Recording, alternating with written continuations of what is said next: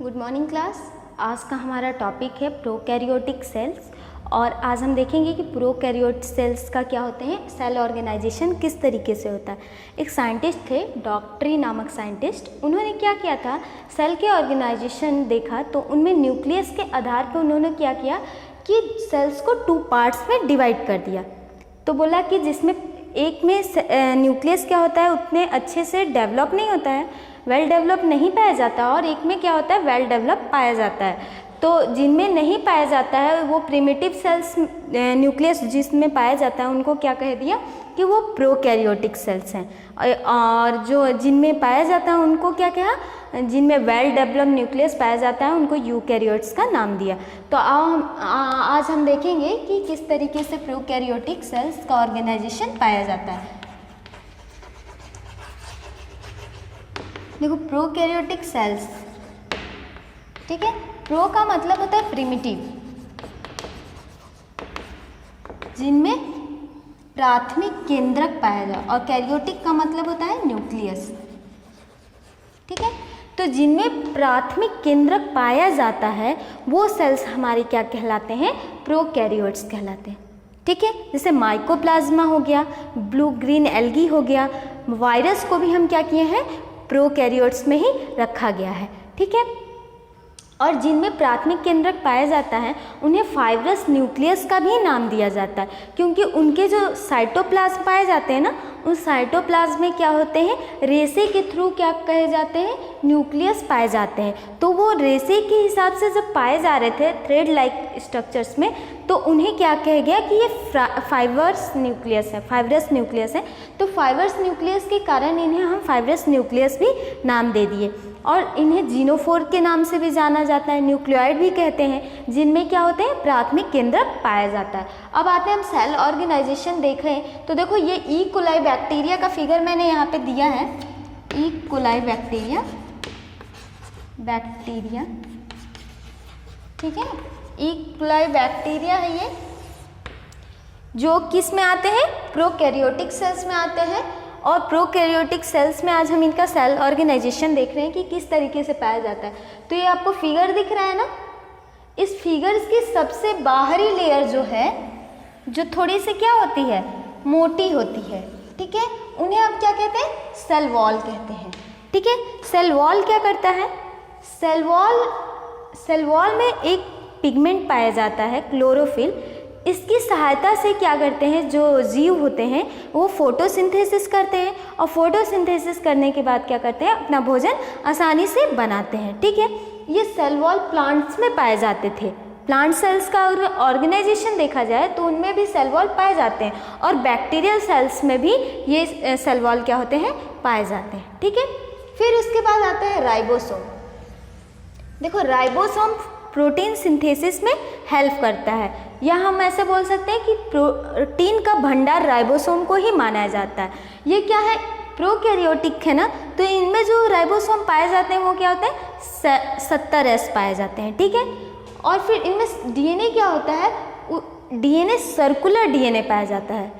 इनमें क्या होता है, डीएनए तो पाया जाता है, मगर इनमें क्या होता है, हिस्टोन प्रोटीन एब्सेंट होता है, इसलिए इनका डीएनए क्या हो जाता है, सर्कुलर डीएनए पाया जाता है, सर्कुलर का फॉर्म ले लेता है, इसलिए इनके डीएनए को हम सर्कुलर डीएनए का नाम देते हैं, ठीक है। फूड रिजर्व होता है, इनके जो साइटोप्लाज्म होते हैं उसमें क्या होता है, लिपिड्स, ग्लाइकोजन के रूप में क्या होता है, फूड रिजर्व होता है, ठीक है। लास्ट, और फिर इनके जो बाहरी सेल वॉल की परत होती है उनसे एक क्या होती है, सीलिया लाइक स्ट्रक्चर, छोटे छोटे रेशे के हिसाब से क्या होते हैं, कुछ निकले होते हैं, fibrous like structures, thread like, तो उनको हम क्या नाम देते हैं, पिल्ली नाम देते हैं, ठीक है, लाई नाम देते हैं। और ये सारे सेल्स हमारे जो आप देखे हैं ये किसके अंदर आ रहे हैं, ई कोलाई बैक्टीरिया का सेल्स का आपने एग्जाम्पल लिया है, ठीक है।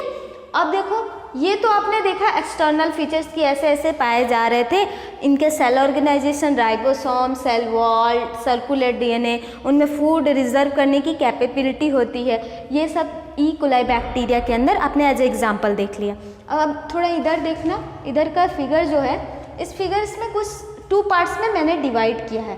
फर्स्ट पार्ट में आपने देखा है यहाँ पे, तो ये जो है ना, फिगर जो है यहाँ पे, ये क्या होते हैं, ऑलवेज प्रेजेंट होते हैं, ऑलवेज प्रेजेंट होते हैं। ऑलवेज प्रेजेंट होने का मतलब कि ये जो स्ट्रक्चर्स हैं प्रोकैरियोटिक्स में हमेशा आपको मिलेंगे।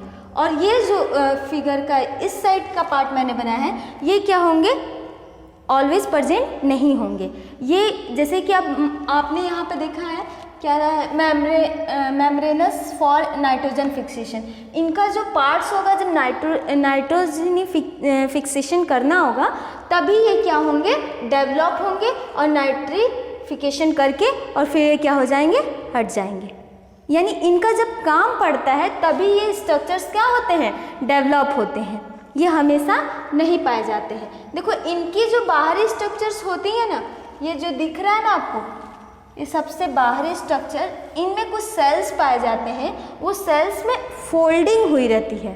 फोल्डिंग मतलब एक दूसरे से क्या होते हैं, अटैच होकर और मुड़े रहते हैं। ठीक है, ऐसे स्ट्रक्चर्स को हम यहाँ पर नाम देते हैं इन फोल्डिंग ऑफ सेल। ठीक है, उनके सेल्स क्या हैं, इन फोल्डिंग किए हुए हैं। फिर देखो इनके जो उसके बाद जो स्ट्रक्चर्स पाए जा रहे हैं, ये वाला स्ट्रक्चर्स आपको दिख रहा है, ये वाला, इस स्ट्रक्चर को हम क्या नाम देते हैं, सरफेस मेम्ब्रेन। मतलब सरफेस का जो मेम्ब्रेन है वो क्या है, इनसे जुड़ा हुआ है। ठीक है, और इन स्ट्रक्चर का क्या सरफेस पे पाए जाने के कारण ये मेम्ब्रेनस लाइक स्ट्रक्चर है, इसलिए इसे हम क्या नाम दे रहे हैं, सरफेस मेम्ब्रेन। ठीक है, उसके बाद देखो इनमें ये जो ऊपर का भाग आप देख रहे हो ना, इस तरीके का स्ट्रक्चर्स बना है, इन्हें हम कौन सा सेल्स का नाम देते हैं, फोटोसिंथेटिक मेम्ब्रेन। देखो फोटोसिंथेटिक की जो प्रोसेस है वो हमेशा तो होती नहीं है, कभी काली होंगे ना, जब उन्हें क्या होगा, भोजन बनाने की आवश्यकता होगी तभी उनको फोटोसिंथेसिस करना होगा। तो ये जो प्रोसेस होगा वो जब ये सेल्स क्या होंगे, डेवलप होंगे, फोटोसिंथेटिक मेम्ब्रेन, इन्हीं में क्या होता है, फोटोसिंथेटिक की प्रोसेस होती है और ये ऑलवेज प्रेजेंट नहीं होते हैं। ठीक है, फिर उसके बाद देखो इधर जो स्ट्रक्चर्स बना है इसको हम प्लास्टिड कहते हैं। डीएनए के कुछ टुकड़े होते हैं, वो टुकड़े क्या करते हैं, उन टुकड़े को हम क्या कहते हैं, प्लास्टिड का नाम देते हैं। ठीक है, जो यहाँ पे पाए जा रहे हैं।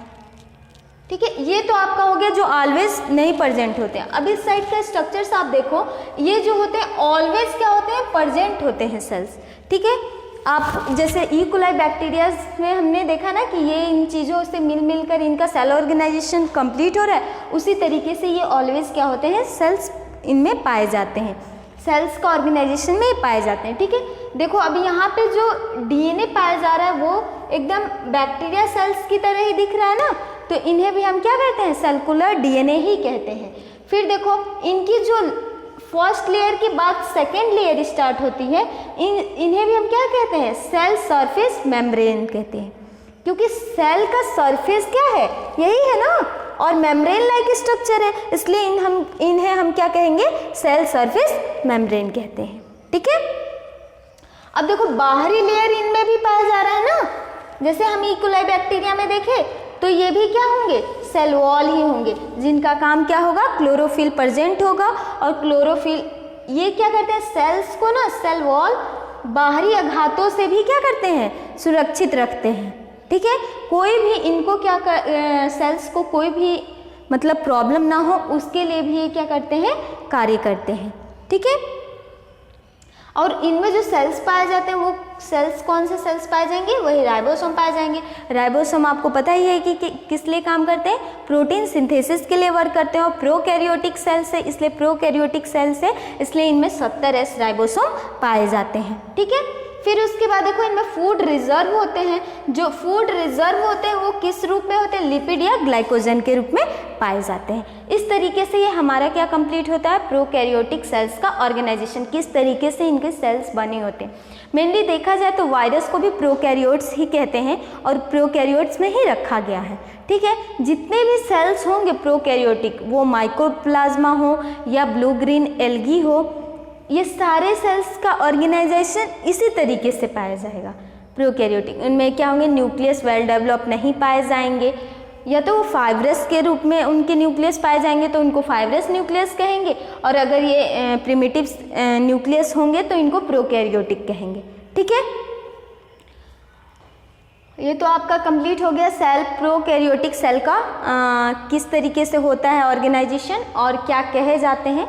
नेक्स्ट क्लास में यूकैरियोटिक सेल्स को पे डिस्कशन होगा। Thank you class.